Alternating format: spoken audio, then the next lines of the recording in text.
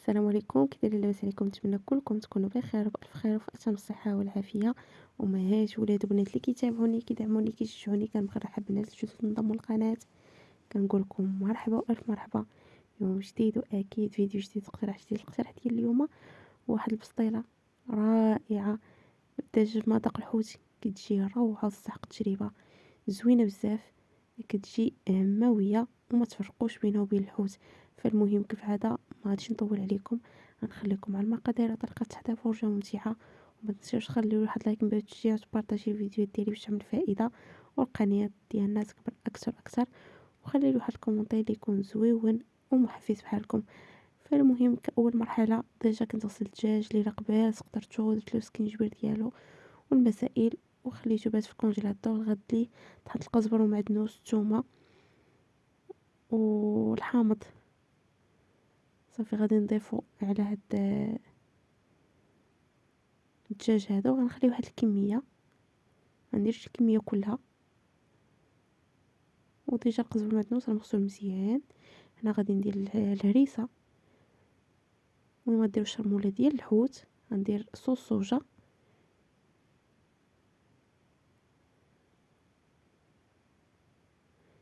غندير التحميره اولا فلفل احمر، غندير الخرقوم اولا الكركم طبيعي، غندير سكينجبير، غندير عصير ديال الحامض، عصير ديال حامضه متوسطه الحجم تكون 100.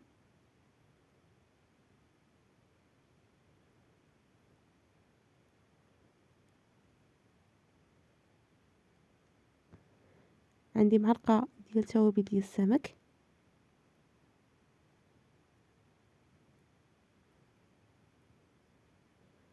ودرت معلقه صغيره ديال الكمون اللي ما بانش، ودرت معلقه ديال التوابل ديال البسطيله ديال السمك.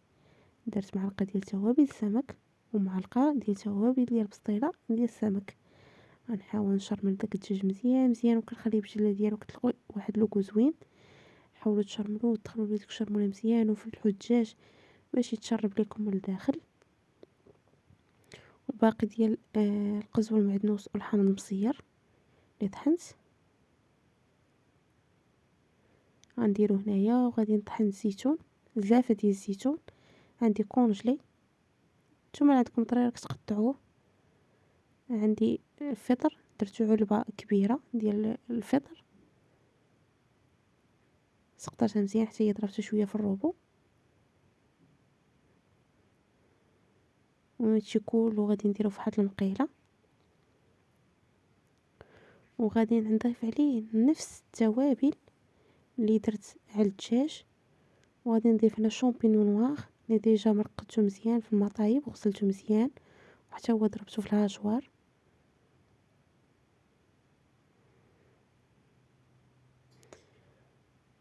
صدقوني هاد البسطيله راه كتجي زوينه زوينه زوينه بزاف، وما تفرقوش بينه وبين ديال الحوت. كتجي النسمه ديال الحوت تماما، لان الشرموله درنا لها ديال الحوت وكتخليوها تشرب مزيان. ملي تغسلوا الدجاج دائما دردروا عليه سكينجبير وخليه كيتشربوا. ومن نفس التوابل غادي ندير، درت انا الهريسه،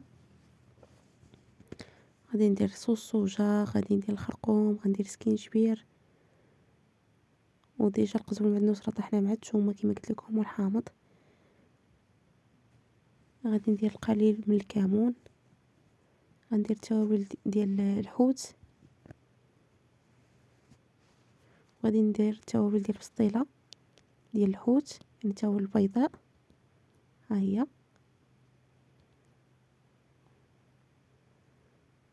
وكما قلت لكم راه غندير حتى التحميره ولا الفلفل الاحمر والخرقوم والسكينجبير ومعلقه ممسوحه ديال الخرقوم، ديال الملح، عفوا ديال الكمون. الملحه للتذكير فقط، راه ما كنديرش الملحه لا في الدجاج لا في هاد الشرموله. راني ما كنديرش الملحه بصفه نهائيه، لان الحامض مصير مالح، الهريسه مالحه، صوص صوجا مالحه.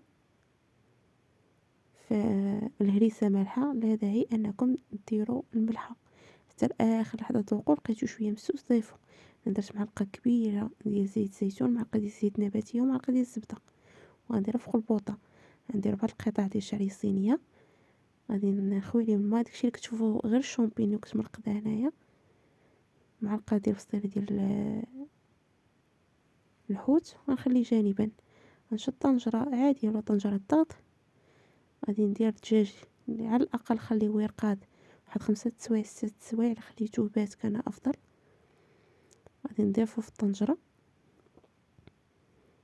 وبالنسبه للدجاجه خديتها من وزن 3 كيلو.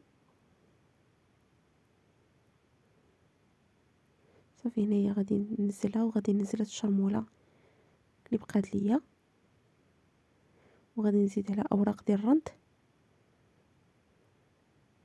وانا صفيت الشعريه الصينيه وقطعتها رقيقه بالمقص. حاولوا تقطعوها باش الماكله ديالها تسهل عليكم.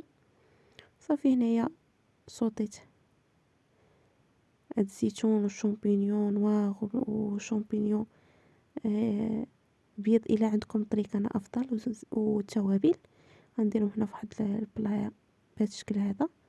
ضروري تنشفوه مزيان مزيان من داك الماء، تشحر لكم مزيان. درت الفيرميسيل ولا الشعريه الصينيه.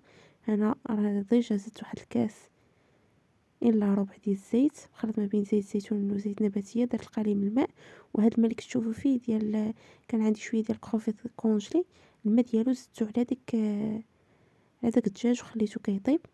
من بعد سقطرته وقطعته مربعات. حاولوا تقطعوا مربعات ما تفتوش، لان احنا بغينا نطيبو على شريك طريقه ديال البسطيله ديال الحوت.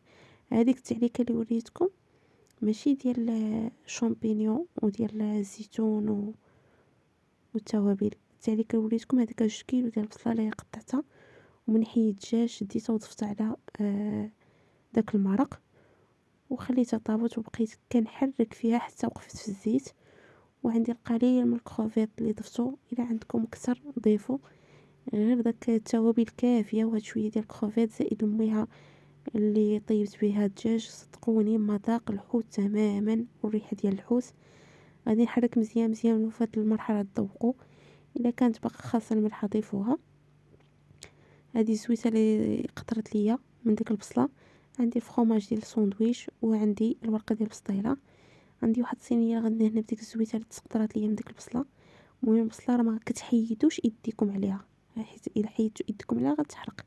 غتسدوا عليها شويه تحسوا بها طابت، غتفتحوها غتبقاو تحركوا حتى وكانت تعلك ليكم وتوقف في الزيت. كتاخذ وقت صراحه طويل، ولكن الا بغيتو نتيجه افضل انا غادي نبقى ندهن الورقه، وغادي نبقى ندير وحده على وحده.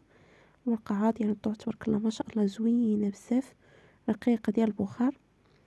وغادي ننزل نصف الكميه من الحشوه. بالنسبه لهاد البسطيله الحجم ديالها ديال 46 كبيره تبارك الله ما شاء الله. صافي كما قلت لكم الا عندكم كميه كثيره ديال الكروفيت، انا راه عندي غير نص لافه راني ضفتها وجات بارزه وجا المذاق ديالها زوين. وعلى فكره راني ما كنصوتيش، كنديرو خضر كيف كونجلي كيف طري كنديرو خضر. غير نستقطر من الماء. صافي هنا درت كميه ديال الفرomاج ديال الساندويتش، وغادي ندير الكميه المتبقيه من الحشوه. راه كتجي زوينه زوينه بزاف الا تبعتو جميع المراحل والخطوات والمقادير اللي درت انا، غتجيكم نفس النتيجه. صافي هنايا غادي ندير الورقه وغادي نمونطيها. انا غادي نخليها حتى الليل لان محتاجاها في الليل. حتى الليل غادي نطيب دابا الصراحه نص تطيبه، وحتى الليل عاد ديك الساعه نكمل لها الطياب. وغادي نمونطيها كما شفتوا في البدايه ديال اولا في الصوره ديال لامونياتير. انا صراحه ما درتش لكم الصوره ديالها كيفاش جات. الصوره ديال لامونياتير كتشوفوا التزيين اللي درت لها بسيط بزاف. ما كانت الصراحه الاضاءه يعني معاوناني باش نصور لكم النتيجه ديالها او التزيين ديالها. ولكن خليت واحد الطريف حتى الغد ووريتكم كيفاش كتجي من الداخل. كتجي معلكه، كتجي زوينه زوينه زوينه بزاف، وفعلا تستحق التجربه. كنتمنى الفيديو ديالي اليوم ينال اعجابكم. استودعكم الله الى فيديو اخر ان شاء الله. بسلام عليكم، وما تنسوش خلي واحد لايك من باب التشجيع، وتبارطاجيو الفيديو ديالي باش تعمل فائده كما كنقول لكم دائما، وخليو لي واحد الكومونتير يكون زوين ومحفز بحالكم. السلام عليكم.